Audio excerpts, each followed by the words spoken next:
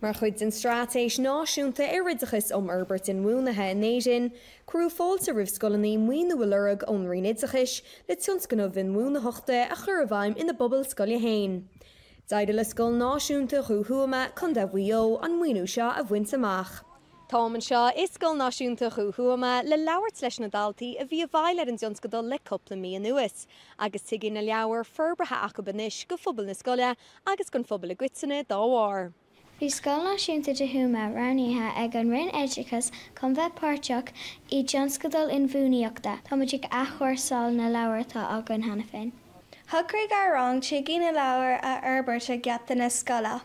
Is thuras fada é go dtí an dairlinn agus is even linn léamh.